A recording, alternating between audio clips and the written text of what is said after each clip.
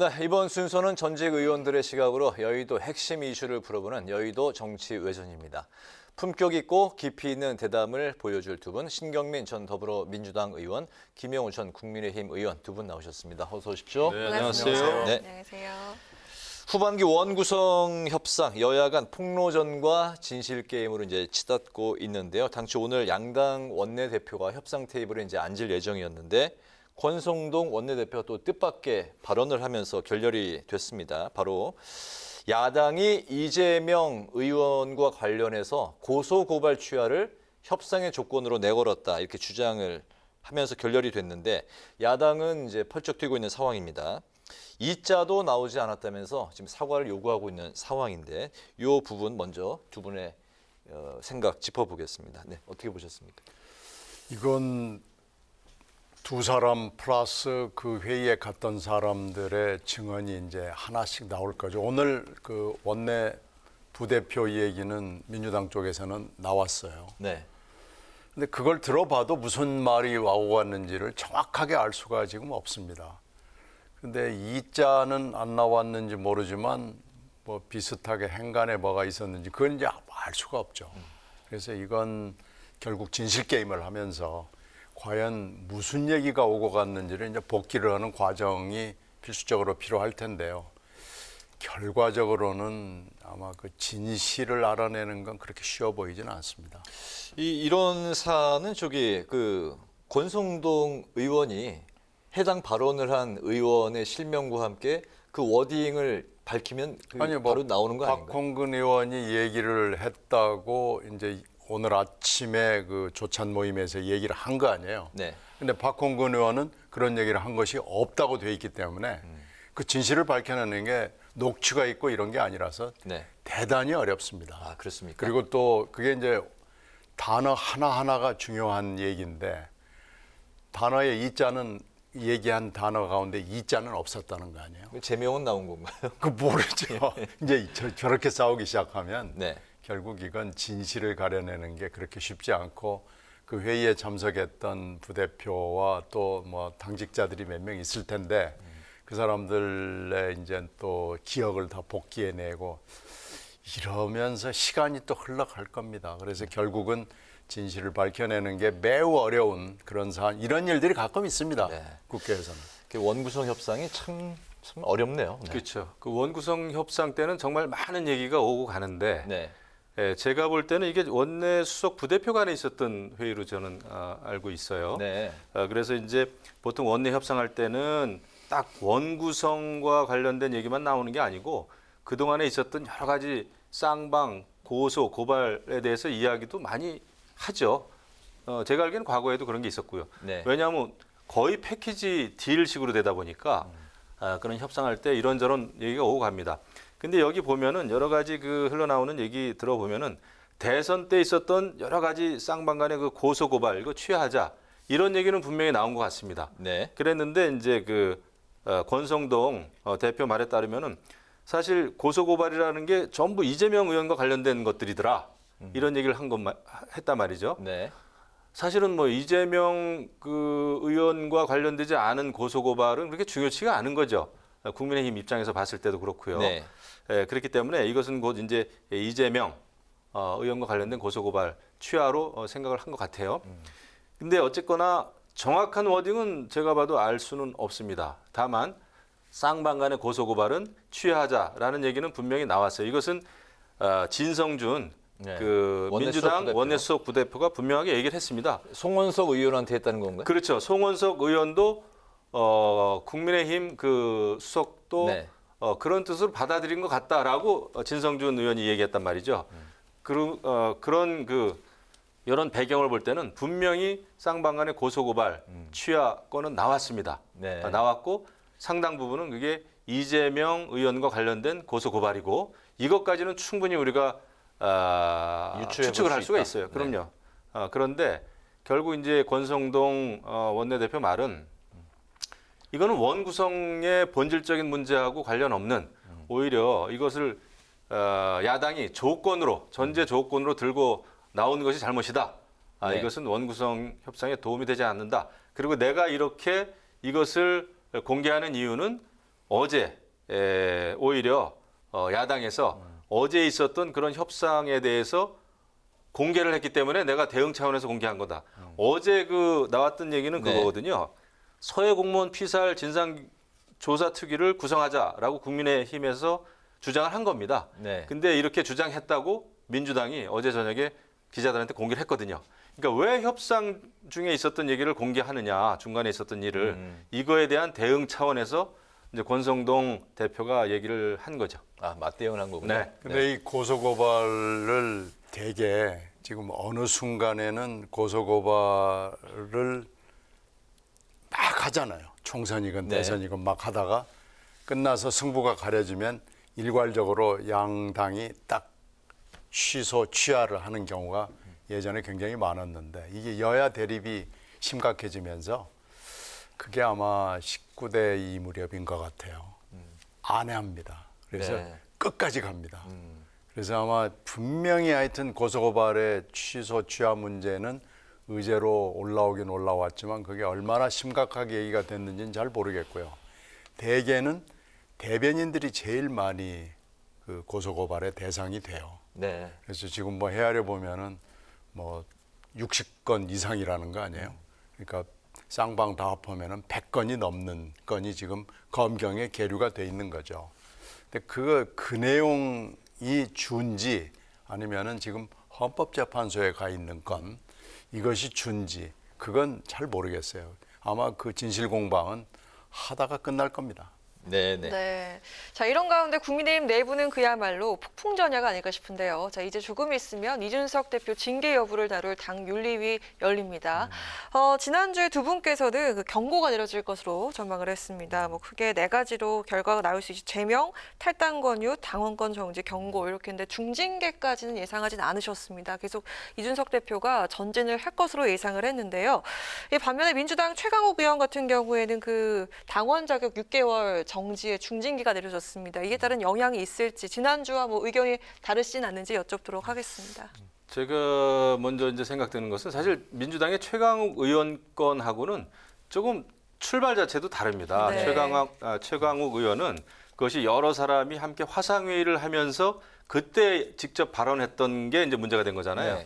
네. 그런데 이제 이에 비해서 이준석 대표의 경우에는 사실은 어찌 보면은 이준석 대표와 소위 윤핵관이라고 하는 정치인들 간에 이제 그 권력 갈등이 좀 있었고 대선 전에 말이죠. 네. 그거에 대해서 이제 그 특정 유튜버 가세연이라고 하는 그 유튜브가 이것을 나중에 이제 터뜨린 거 아닙니까? 지난해 네. 말에 2013년도에 있었던 일을 네. 그러고 보면은 상당히 이제 어떤 정치적인 갈등, 그 미묘한 권력 갈등 속에서 부차적으로 폭로가 된 이런 사안입니다. 그래서 저는 제가 볼 때는 직접적으로 최강욱 의원이 여러 사람이 있는 상황에서 그런 어떤 성적 비위와 관련된 부적절한 그 언행을 한 거하고는 조금 저는 차이가 있다고 보고 일단 네. 네.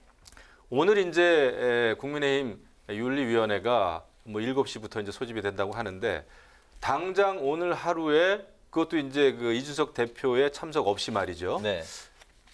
징계를 딱 내린다라는 거는 굉장히 쉬워 보이진 않아요. 지금 분위기에서. 왜냐하면 이준석 당대표가 참여하지도 않은 상황에서는 누가 보더라도 조금 그 형평성이라 그럴까요? 대부분 이제 소명이라도 들어보는 절차는 보통은 있거든요. 근데 본인이 윤리위에서는. 출석하겠다고 했는데 왜 불출마 통보를 한 건가요? 아, 불출석. 그러니까 이것은 윤리위에서도 굉장히 부담이 있겠죠. 그다음에 첫날이고 저는 오늘 이것이 징계로까지 결론이 내려질까 조금 이렇게 의구심을 갖습니다. 왜냐하면 윤리위원들로 제대로 이 안건을 가지고 토의에 들어가는 거는 오늘이 처음이란 말이죠. 네. 그렇기 때문에 이게 하루에 뭐 밤을 새워서 토론을 한다면 결론이 날 수도 있지만은 이 엄청난 일에 대해서 결론을 낼 수 있을까? 좀 의구심이 들어요. 그래서 조금 지켜봐야 되겠습니다만은 어쨌거나 이게 굉장히 당내 정치적인 사안으로 지금 여기까지 왔고 다만 이것이 중징계로 간다 했을 때는 완전히 이 역풍은 뭐 너무나 크죠. 후폭풍은. 그러면 당대표를 다시 뽑아야 되는 것이고 이준석 대표가 누굽니까? 절대 가만히 있을 또 정치인이 아니란 말이죠. 본인이 흑화하겠다. 본인이 돌변해가지고 아무튼 여태까지 있었던 모든 걸 다 까발겠다라는 식으로 지금 나오고 있지 않습니까? 네. 굉장히 이건 뭐 이제 윤리위에 대한 어떤 협박일 수도 있는데 제가 볼 때 그 후폭풍 때문에 오늘 결론이 날까? 저는 좀 쉽지 않다고 봐요. 쉽지 않다. 네. 그러니까 지난주하고 좀 상황이 바뀐 게 결정이 나지 않을 가능성이 조금씩 지금 올라와 있는 것 같아요. 네네. 그리고 지난주에 저희들이 경징계로 가지 않겠느냐라고 지금 예측을 했던 건 중징계가 될 경우에 제명이나 탈당 권유 아니겠어요? 그 금방 김 의원이 말씀한 대로 그 파장이라는 건 뭐 거의 핵폭탄급이거든요. 네. 그리고 제명과 탈당 권유는 사실 별로 차이가 없습니다. 탈당 권유를 했는데 본인이 탈당을 안 하면 열흘 이내에 제명으로 다시 의결을 할 수가 있거든요. 그러니까 혹시 결정을 한다면 경징계를 하게 될 것이고 경징계를 하면은 이준석 대표가 극복을 하는 또 몸부림을 쳐서 이 윤리가 결정을 내리면은 이게 끝이 아니고 다른 새로운 시작이 될 것이다라고 저희들이 지난주에 이제 예측을 한 거죠. 근데 지금 상황으로 봐서는 이준석 대표가 올 필요가 없다 이렇게 얘기하는 의미가 좀 애매해요. 올 필요가 없다는 것은 본안에 대해서는 우리 얘기하지 않겠다라고 얘기하는 것이 아닌가라는 의미도 되고 아니면은 오늘 결정을 안 할 것이다라는 의미도 되고 그래서 일단 오늘 결정을 안 할 가능성이 약간은 좀 있죠. 근데 하여튼 조금 있다가 몇 시간 후에 결과를 놓고 우리가 이러쿵저러쿵 얘기하는 것은 맞지 않을 가능성이 높기 때문에 결정을 한다면 경징계가 되는 거 아니냐 아니면은 유예를 하거나 연기를 하거나 뭐 이런 쪽이 되는 거 아니냐라고 지금 저희들이 이렇게 지금 상황에서는 그렇게 예측을 해봅니다. 네.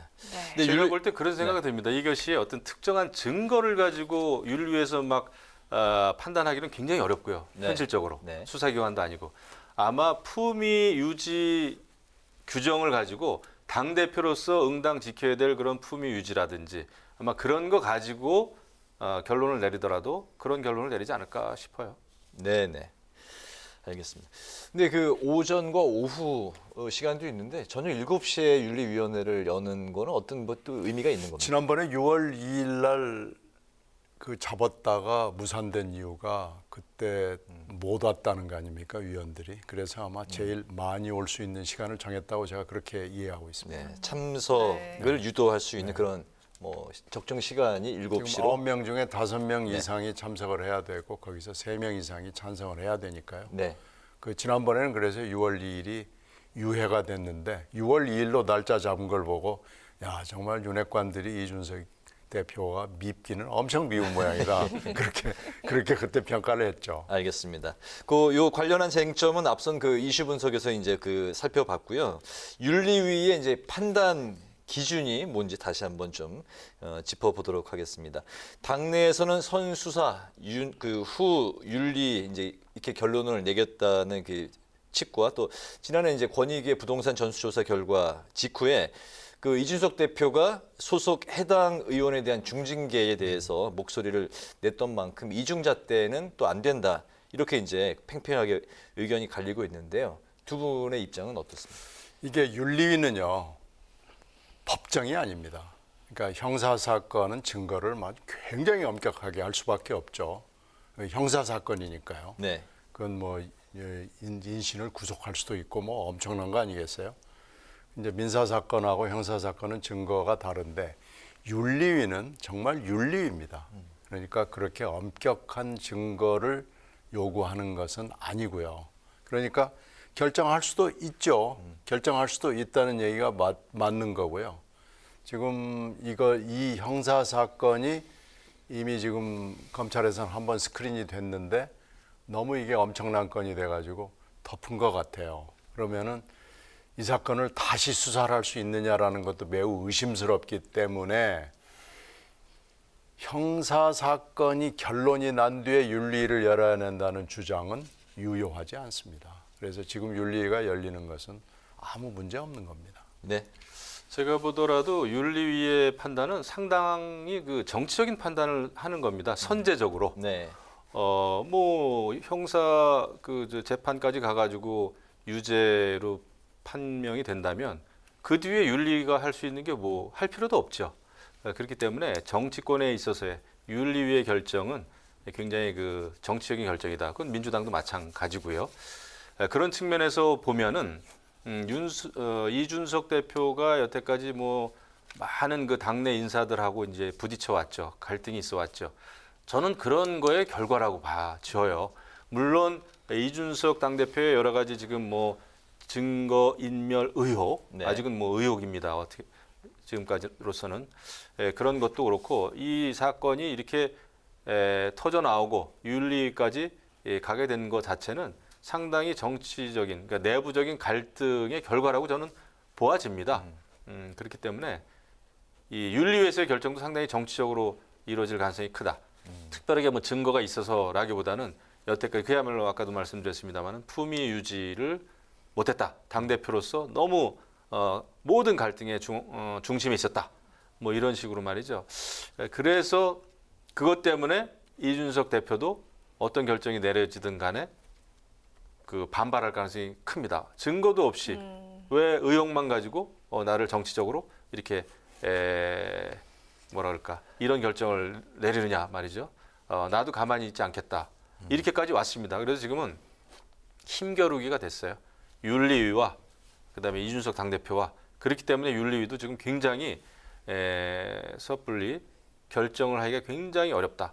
국민의 힘으로서는 지금 굉장히 아무튼 난처하고 고약한 입장입니다. 이것 때문에 앞으로 전국 운영, 윤석열 정부에도 굉장히 큰 부담으로 작용할 가능성이 크죠. 근데 국민의힘 이제 당규 안에 당 대표가 최고위를 열어서 징계를 철회할 수도 있다 이런 이제 당규가 있지 않습니까? 그거는 이제 제명을 결정했을 경우에는 최고위에서 최종적으로 의결을 해야 됩니다. 그랬을 경우에는 아무래도 이준석 당대표가 힘을 좀 발휘할 수가 있는데 탈당 권유는 제명보다는 한 수 수위가 좀 낮은 결정입니다만은 오히려 네. 그게 더 무서운 게 탈당 권유는 열흘 동안에 이준석 당대표가 탈당계를 제출 안 하면 그냥 열흘 만에 탈당이 결정돼 버립니다. 최고회의 의결 없이 말이죠. 네. 그러니까 그게 더 오히려 이준석 대표에게는 더 치명적이죠. 네. 네. 어떤 결과가 나오더라도 파장이 아주 클 것이다. 이렇게 얘기를 하셨는데요. 민주당은 이미 후폭풍이 몰아치고 있는 상황입니다. 앞서 저희가 언급을 했던 최강욱 의원, 그 당원권 정지 6개월이라는 그 중징계를 받았는데요. 당 비대위는 국민의힘과의 그 차별화를 위해서라도 이를 수용했는데 최 의원은 직접 증거가 없다면서 재심의 뜻을 밝혔고요. 뭐 또 다른 이야기들도 많습니다. 박지원 전 위원장은 이 재심 청구가 참 부끄럽다. 뭐 이런 얘기도 하고 있습니다. 어떤 의견 각각 가지고 계신지 먼저 들어보도록 하겠습니다. 그 워낙 뭐 최강욱 의원이 좀 강성인데다가 저는 이것도 보면은 최강욱 의원의 여러 가지 그런 그 부적절한 발언 때문에 이렇게 이제 윤리심판원에서 당원권 6개월입니까? 그걸 받았는데 이것도 단순한 최강욱 의원의 언급만 가지고 이런 일이 여기까지 온 것 같진 않아요. 어떻게 보면. 네. 상당히 그 최강욱 의원을 중심으로 하는 그 강경파, 철험회를 중심으로 하는 또 그들을 강력하게 지지하고 있는 강성 당원들. 지금 이제 엉뚱한 의원들한테 문자 폭탄까지 막 지금 윤리심판원도 아닌데 네. 윤리심판원으로 명단이 돌아다니면서 명단이 뿌려져서. 막 네. 지금 문자 폭탄 날리고 있지 않습니까? 네. 그러다 보니까 모든 게 지금 정치적인 그 정치화된 거죠. 정치화됐습니다. 그래서 당내 여러 가지 그 어떤 갈등적인 요소도 민주당도 그대로 지금 드러나고 있는 게 아닌가. 지금 이제 민주당도 뭐 사실 대선 지선 끝나고 나서 개혁의 방향으로 나아가야 되는데 어찌 보면은 이제 최강욱 의원의 이 윤리심판원 판단을 가지고 개혁으로 나갈 수 있느냐, 나갈 수 없느냐. 또 시금석 비슷하게 됐단 말이죠. 여기다가 이제 박지원 전 비대위원장이 이 문제를 굉장히 중요시하게 지금 생각하면서 네. 개혁이냐 아니냐를 지금 박지원 전 비대위원장이 지금 판가름하는 상황까지 왔어요. 어떻게 보면은 네. 이것도 계속 갈 겁니다. 최강욱 의원이 누굽니까? 재심 청구한다고 그러지 않았습니까? 네. 근데 재심 이게 이제 어떻게 전개될지 모르겠으나 결국 이 건이 민주당의 개혁으로 나가는 데 있어서 굉장히 또 발목을 잡을 가능성이 커 보인다. 이런 생각입니다. 네. 그래서 이게 좀 최 의원 본인이 팩트를 인정하지 않거든요. 나는 쌍지읒으로 발음을 했는데 듣는 사람이 쌍지긋으로 알아들었다. 그러니까 나는 지금 죄가 없다. 그러니까 윤리위에 갈 만한 일을 저지르지 않았다라고 부인을 하고 있거든요. 네. 그러면서 이 문제를 제기한 여성 보좌관들, 회의에 참석한 보좌관들한테 힐난을 하고 비난을 하고 있거든요. 그러니까 지금 그 윤리심판원의 분위기도 그 2차 가해가 더 좀 질이 나쁘다 이렇게 보고 굉장히 중한 어떻게 보면 징계를 내린 거예요. 근데 또 박지원 위원장은 그거 중하지 않다. 오히려 가볍다라고 지금 얘기를 해서 이게 지금 굉장히 얽히고 설키고 이게 정치적인 갈등 상황까지 지금 가 있어서 쉬워 보이지는 않는데 일단 당원 단계 본인이 당원 단계에 따라서 재심 신청을 하겠다고 했고 재심 신청은 할 겁니다. 그렇게 되고 또 징계는 어차피 최고위원회 지금은 비대위죠. 최고위원회에 또 보고가 되고 거기서 또 논의를 하기 때문에 이게 상당 기간 갈 것 같아요. 그리고 이게 또 철험해하고 얽혀가지고 친명 비명 간의 당내 갈등으로 돼가지고 하여튼 양 당이 이 징계위 파동을 놓고 쉽게 뭐가 진정될 것으로 생각되지가 않습니다. 당분간 이런 상태로 양 당이 성격은 다르지만 결국은 성 문제를 가지고 권력 투쟁이라면 권력 투쟁, 당내 투쟁이라면 투쟁을 가지고 굉장히 국민들을 피곤하게 할 수밖에 없는 상황으로 접어들었습니다. 네, 네. 양당 모두 당내 상황으로 갈등과 혼란이 매우 심한데 어디 한쪽이 더 좀 극심하다 이렇게 뭐 좀 판단을 할 수가 있습니다. 다 심하죠. 왜 그러냐면 같습니까? 아니요, 뭐 다 심하죠. 네. 지금 국힘당 경우에는 전당대회까지 갈 것으로는 생각은 안 되지만 여당인 입장에서 지금 위기 국면인데 이걸 가지고 이렇게 싸운다는 게 국민들 보기에 승리한 여당으로서 아마 체면이 말이 아닐 거고요. 야당인 민주당 입장에서도 패배한 정당이 뭐 철험에다 뭐다 해서 친명 비명이 싸우고 이제 아마 상당히 많은 사람들이 대표 출마 선언, 최고위원 출마 선언을 하면서 어지러울 거예요. 그리고 또 컷오프가 있고 그다음에 이제 4명으로 컷오프가 되면 그 4명 사이에 엄청난 싸움이 생기고 또 최고위원 선거도 만만치가 않습니다. 네. 최고위원도 친명과 비명 간의 갈등이 있어서 결국 7, 8월 동안에 굉장히 갈등적 양상을 양당이 보일 수밖에 없는 거 아닌가 하고 지금 전망이 되네요. 네, 오늘 그 마지막 질문은 박지원 전 비대위원장의 전대 출마설에 대해서 두 분의 생각 한번 들어보겠습니다. 네, 먼저 김 의원님. 그 박지현 네, 비대위원장 출마설이요. 출마한다고 아직 밝히진 않지 않았습니까? 네. 그런데 이런 그런 관측들이 나오고 있죠. 설이 돌죠. 네. 그런데 이제 그걸 보겠죠. 그 결국은 그 전당대회에 출마할 수 있으려면 그 세가 있어야 됩니다. 다시 말하면은 지지자들이 있어야 되는 거죠. 이게 나 홀로 그냥 출마를 해가지고 지게 되면은 그거는 아무런 무슨 정치적인 효과가 없는 것이니까요. 그런데 아마 이 청년들이나 젊은 층 중심으로는 박지원 비대위원장 출마하는 게 개혁에 도움이 되지 않겠느냐. 뭐 이런 목소리는 충분히 나올 만하죠. 또 최강욱 의원 건과 관련해서 박지원 위원장이 굉장히 이제 자기 목소리도 내고 있는데, 근데 이제 제가 볼 때는 조금 가능성이 크게 보여지지는 않습니다. 왜냐하면 당 내부에서 박지원 비대위원장을 당 대표로서 받아들이고 그 다음에 도와줄 수 있는 사람들이 있어야 되거든요. 네. 그 조직력도 좀 있어야 되고 그런 면에서는 조금 역부족이 아닌가 싶습니다. 하지만 뭐 결정은 박지원 전 비대위원장이 하는 거죠. 최고위원 쪽으로도 뭐 출마가 가능한 거 아닙니까? 그거는 가능하죠. 가능하지만은 글쎄요, 뭐 기왕 하면은 뭐 당 대표를 하는 게 떨어지더라도 네. 최고위원에 출마했다가 떨어지면은 오히려 정치적인 그 마이너스가 더 되겠죠. 근데 저는 그 정도로 나설 수 있을 그런 어떤 세력이 되겠는가? 조금 의구심은 좀 가지고 있어요. 네, 앞으로 이제 2년 후 그 총선 전까지 전면에 나설 수 있는 그런 이벤트가 없기 때문에 그런 이야기 더 나오는 것 같습니다. 왜요?